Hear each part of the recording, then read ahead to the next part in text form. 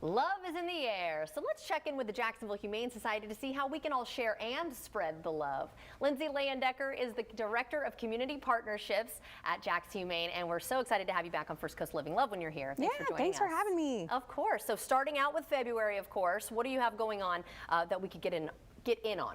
So our favorite thing in February is Love Every Pet Week. It starts Valentine's Day and runs for 7 days, and it's all about celebrating special needs pets. Aww. So pets who've needed a little extra TLC, maybe they're senior dogs, maybe they had emergency surgery. We had one dog recently have their spleen removed.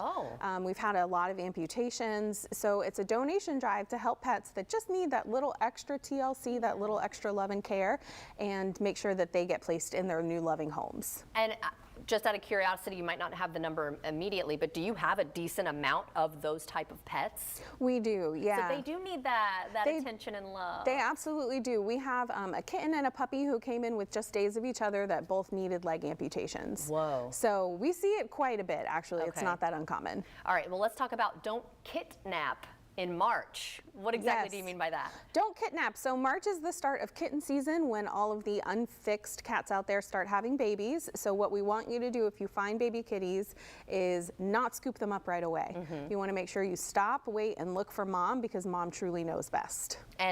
But so like, I guess if we came upon a bunch of kittens and there was no mom, we might think, oh, we need to save them. So we do have another graphic really quickly that we're going to pop up that kind of tells you the step-by-step. So like you said, look for the mother cat, but if you don't find it, you should still go through these steps. Yes, definitely go through the steps. You want to stop. She's probably hiding because she's afraid of humans. So you want to maybe back up, wait. You can wait maybe an hour or two, see if she comes back.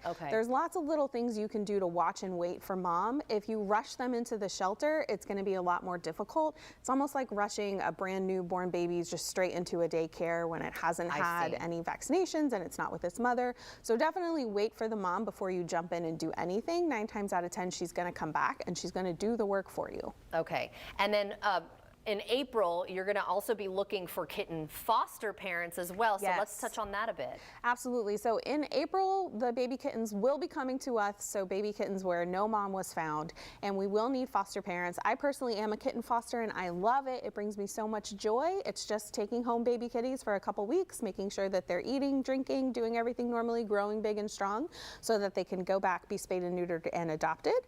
So it's a wonderful way to give back, and it's a temporary amount of time, and you get lots of kitten cuddles too. Yeah, I'm sure it's hard to actually give them back, but I'm sure some of them say, I'm just going to go ahead and keep. Is that possible? Are you allowed to do that if you foster? You're definitely allowed to adopt. I myself have adopted some of those kittens, but also I love seeing them get adopted. There's so much joy in watching them go to new homes. And then I get more babies. I love the baby time. So if you love, like, you know, that nurturing aspect of it, it's so rewarding. Okay, and if somebody is interested in doing that, do they just head up to you, give you a call? I mean, anything. You can come on over, and the easiest way is probably just to hop on our website, jaxhumane.org, and click on how to help and foster.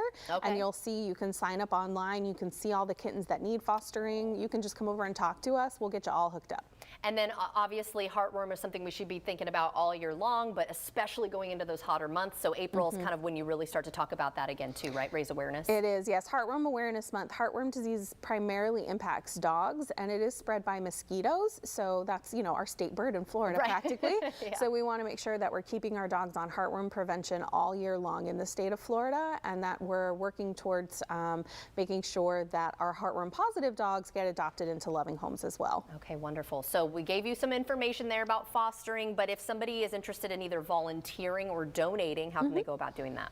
The easiest way is getting on our website, jaxhumane.org. You can find out how to donate, how to volunteer, how to give back, how to adopt. It's all right there. Or stop by and see us, 8464 Beach Boulevard. Perfect. Well, thank you so much for joining us today. It's good to see you again. You too. I can't believe, and I remember when you started fostering those last round of kittens. I can't believe it's been a year. I know. Can you believe it? And I didn't keep them. They were adopted. Oh, you didn't keep them this time? Okay. All right. They were adopted. Thanks again, Lindsay. And of course, if you'd like to see this interview again, you know you can head to our website at firstcoastliving.net.